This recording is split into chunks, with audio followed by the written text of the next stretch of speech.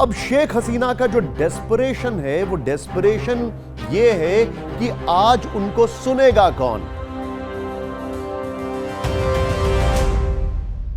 तो much awaited press conference, yes press conference, Sheikh Hasina former prime minister Bangladesh, उनकी जो press conference है वो हुई है। क्योंकि प्रेस कॉन्फ्रेंस पहली बार हुई है, उनका एक एड्रेस तो पहले भी आया था जनवरी में, लेकिन foreign correspondents club of south Asia के सौजन्य से एक प्राइवेट इवेंट, जिसको आज भारत सरकार ने कहा कि यह प्राइवेट इवेंट है, वहां पर शेख हसीना ने पत्रकारों के सवालों के जवाब भी दिए। क्या कहा उन्होंने यह मैं आपको बताऊंगा, लेकिन उससे पहले यह समझिए कि शेख हसीना का जो एड्रेस था वो क्या था। प्रेस कॉन्फ्रेंस बाद में थी, ऐसा लगा कि वो एक रिटन स्पीच पढ़ रही हैं, जिसमें कई बार जब वो पढ़ रही थी तो ये भी लग रहा था कि कुछ पेज टर्नओवर कर रहे हैं। वो इन फिजिकल प्रेजेंट नहीं थी, उनका ऑडियो आ रहा था, यानी कि जब किसी को सवाल पूछना है तो वो सुनाई दे सकता है, उनको वो जवाब दे सकती हैं। इंटरेस्टिंग बात क्या है, अब जो इंटरेस्टिंग बात यह है, क्योंकि वो सुन रही थी सब कुछ, वहां पर एक पैनल भी था, वो भी सारे सवाल वगैरह सुन रहा था। इंटरेस्टिंग बात क्या है, इंटरेस्टिंग बात यह है कि शेख हसीना ने आज जो प्रेस कॉन्फ्रेंस की या जो एड्रेस किया, उसके पीछे का मकसद क्या है। पहले तो 2 साल, नंबर 1। नंबर 2, ये जो गवर्नमेंट है अभी, ये पहले जो इंटरिम गवर्नमेंट थी, इन दोनों में फर्क है और उनको इस गवर्नमेंट में कहीं ना कहीं थोड़ा विश्वास है, ऐसा प्रतीत होता है, क्योंकि वो बहुत क्रिटिकल थी, बहुत ज्यादा क्रिटिकल थी मोहम्मद यूनुस के इंटरिम गवर्नमेंट को लेकर। उनका कहना है कि वो इलीगल गवर्नमेंट थी। यहां पर शेख हसीना ने जो पॉइंट्स को टच किया उसके बारे में बात करूंगा, लेकिन पहले यह समझिए कि आज का जो एड्रेस था वो कहां जा रहा था। जाहिर तौर पर बांग्लादेश में अभी चीजें स्टेबलाइज हो रही हैं, तो बांग्लादेश में ऐसे बहुत सारे पॉकेट्स हैं जहां पर उनकी पार्टी को पसंद करने वाले, चाहने वाले, उनके हमदर्द अवामी लीग के मौजूद हैं, और यह एड्रेस उनके लिए था। यह एड्रेस था उस अवाम के लिए जो उनको नॉन स्टॉप सुन सकती है, लेकिन उसके पास एक्सेस नहीं है शेख हसीना की। यह एड्रेस था वर्ल्ड कम्युनिटी के लिए, इस प्लेटफॉर्म से यह बताने के लिए कि किस तरीके से ह्यूमन राइट्स वायलेशन हुए। शेख हसीना ने क्या कहा, आइए जरा पहले यह आपको बताते थे। पहला पॉइंट कि वो बांग्लादेश जाएंगी, यस, शेख हसीना बांग्लादेश जाएंगी, ये उन्होंने कहा। नंबर 2 कि वो दिसंबर में जाएंगी। नंबर 3 उन्होंने कहा कि दिसंबर वहां पर विक्ट्री मंथ होगा, जीत का मंथ।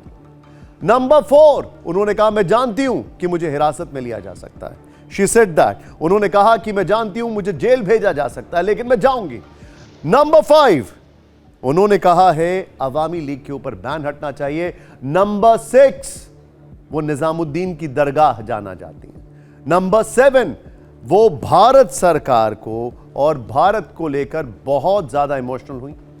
एक बार जब वो अपनी बात रख रही थी तो शेख हसीना रो भी पड़ी, यस वो रो भी पड़ी, और भारत को लेकर उन्होंने कहा कि भारत एक बहुत हमारा अच्छा फ्रेंड है। इंटरेस्टिंग बात क्या है कि शेख हसीना ने आज शेख मुजीबुर रहमान को याद किया। उन्होंने कहा कि जिस तरीके से जो कुछ भी हो रहा है, फादर ऑफ नेशन को, अपने पिताजी को याद किया। उन्होंने कहा कि मैं जब बात कर रही हूं तो 5 टर्म की प्राइम मिनिस्टर के तौर पर अपनी बात रख रही हूं। उनका यह कहना है कि जो कुछ भी हुआ वो गलत था। उनका कहना है कि आज की तारीख में बांग्लादेश में टेररिस्ट और क्रिमिनल्स बाहर खुले में घूम रहे हैं। उनका कहना है कि जो 3000 लोग या तो मारे गए या इंजर्ड हुए या उनके ऊपर हमले हुए, उसकी अकाउंटिंग कहां है। और शेख हसीना के जो बेटे हैं उन्होंने भी कई सारी चीजें रखी और मैं आपको वो बताना चाहता हूं। उन्होंने कहा कि, और ये बड़ा इंटरेस्टिंग है, उन्होंने कहा कि यूएन जो है उसने एक आंकड़ा दिया है, वहां पर जो लोग सरकारी आंकड़ों के अनुसार 800 लोग उसमें हैं जो कि करीब मारे गए हैं। यूएन के मुताबिक करीब ये मौतों की संख्या 1400 है, लेकिन उन्होंने कहा यूएन ने केवल 15 अगस्त 2024 तक की अवधि को ही शामिल किया है। अब शेख हसीना का जो डेस्परेशन है वो डेस्परेशन ये है कि आज उनको सुनेगा कौन। कौन है जो कि शेख हसीना की बात सुनेगा और उसका फर्क पड़ेगा।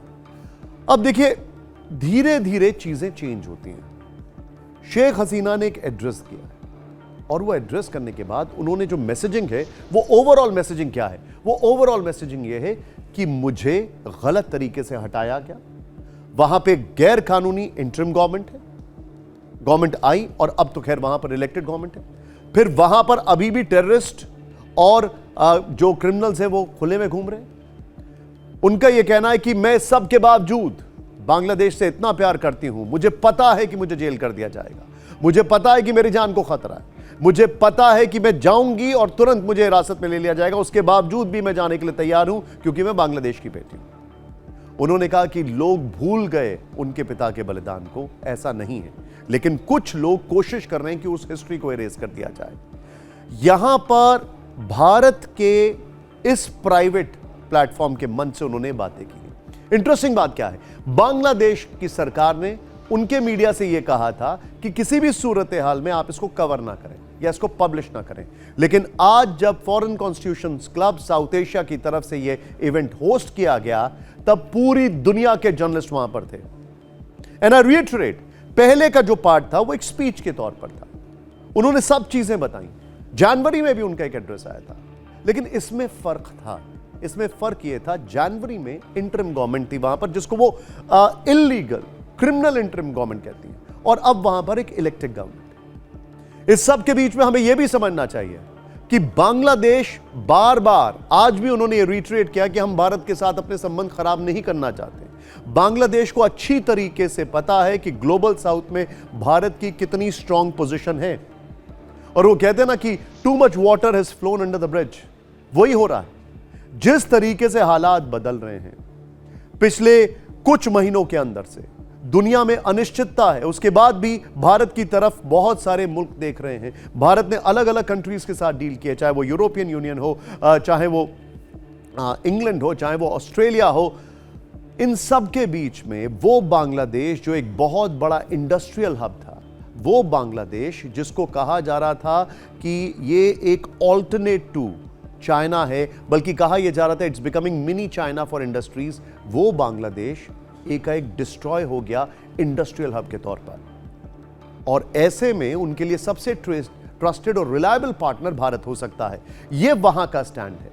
लेकिन यहां पर शेख हसीना ने जो कहा है उससे इतना जरूर साफ है, इट्स एब्सोल्युटली क्लियर कि वो अपनी जो ऑडियंस है, जो अवामी लीग के लोग हैं, उनको एड्रेस कर रही हैं। वो जो फेंस सिटर्स हैं, जो डरे हुए हैं और उस तरफ चले गए हैं, उनको एड्रेस कर रही हैं। और उनका ये अभी भी फर्म बिलीफ है, उनका ये अभी भी फर्म बिलीफ है कि आज भी बांग्लादेश में उनकी बहुत स्ट्रॉन्ग एक्सेप्टेंस है। तो ये था आज का ये बड़ा इंटरेस्टिंग एपिसोड। अब हम ये जानना चाहते हैं कि इस पर फॉरेन पब्लिकेशंस क्या लिखते हैं। बड़ा इंटरेस्टिंग होगा इसको समझना। हम ये जानना चाहते हैं इस पर एडिटोरियल टेक्स क्या आते हैं, और हम ये भी जानना चाहते हैं कि इस पर बांग्लादेश रिएक्ट करता है कि नहीं, क्योंकि अगर बांग्लादेश इस पर रिएक्ट कर रहा है तो इसका मतलब ऑफिशियली उन्होंने शेख हसीना का स्टेटमेंट एक्सेप्ट कर लिया। बांग्लादेश इस पर रिएक्ट नहीं करे, यह बहुत मुश्किल है।